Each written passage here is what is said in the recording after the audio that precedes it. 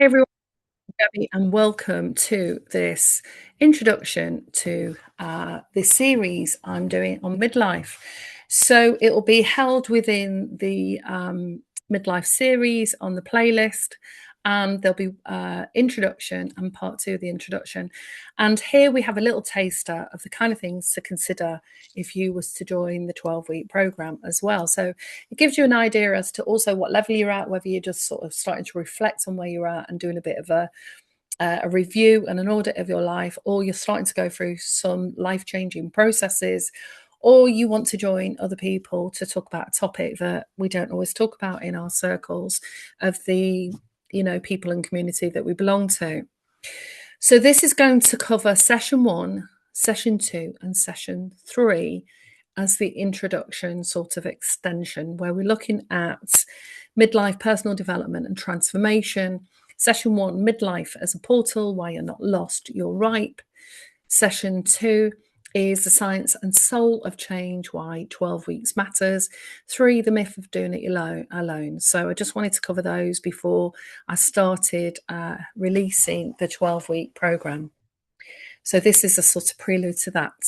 Okay, so midlife as a portal, why you're not lost, you're ripening. So we can think about midlife in all sorts of different ways and perspectives, depending on where we've grown up, what the ideas and messages we received about midlife as a man, as a woman, and what your experiences have been so far, and at what stage of your life you're in. Whether you're in your 40s, 50s, or 60s, it's a process where we have a sort of narrative around that. So the first thing is to consider, how have I thought about midlife, and what's the narrative? What are the messages I've heard about that? It's being a woman, a mother, a daughter, a sister, a son, a husband, a CEO, whatever your role is. There comes a point in our life where we may start to review that. And often people associate that as a kind of crisis, and it can feel like a crisis for some people, and for other people it's a natural sort of evolvement depending on what you've thought about so far. So I'm grateful you're really here. And in this session, it's more about kind of how I'm taking my understanding of my own experience and moving through these different cycles that we all move through, but aren't always consciously aware of that, from the personal and the professional.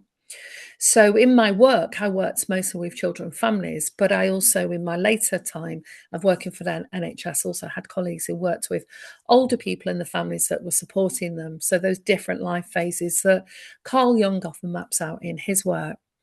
So it's not just about having a program that gives you a strategy or a theory, but like I said, my own personal viewpoints at getting there. So for years, I'd built a career. It was a second career. I'd retrained in 93 after the birth of my second son, and then went and worked as a therapist, and then went into schools working on change programs, and then working with professionals, teachers, all sorts of professionals in the system, ending up in, by late 2015, and if you listen to the intro, you'll know what was going on there, in 2016, taking redundancy and starting to think, where do I go next? But I didn't end at that point. I did take another job with NHS England, and then 2 years later, a job with a university. And I was overseeing the transformation programs that were being implemented across children and adult mental health in the southeast of the UK. So I'd built that career, supported a lot of people, worked with a lot of professionals, and been operational, had my sleeves rolled up, and got involved in a lot of things, as well as working strategically and on a variety of programs. But slowly, this sort of idea about who am I, what have I been doing, do I want to do it anymore, that unraveling began. And also with the things that were going on in the workplace, that was going to be forced on me at some stage anyway. So sometimes we get rumblings in the workplace, and it gives an idea that there's a restructure going on, and they're going to start making redundancies, or they're bringing in a consultation company. So that can, even in isolation without anything else going on, start to make us feel unnerved. But if our children have grown up, gone to university, we may have access to more money, we may have more time, and yet may not know what to do with that, and what that means for us, our identity, and what we've carved out so far. So I supported a lot of people in the roles and didn't realize how sort of fervent I was in all of the different positions I had and working really hard, and had ended up with burnout. The first burnout was actually before I started my career, and then burnout when we were going through really stressful points, and that was around late 2015, which was triggered by a course of events that moved me in that very overwhelming experience and exhausting experience of burnout. So it wasn't necessarily crises that were starting to emerge, but there was definitely some things that were starting to unravel that I wasn't aware of at that time. So I carried on trying to carry on and do those things. So there's more to feel, there's more to understand, there's more to let go of, there's more to live, but maybe more on your terms.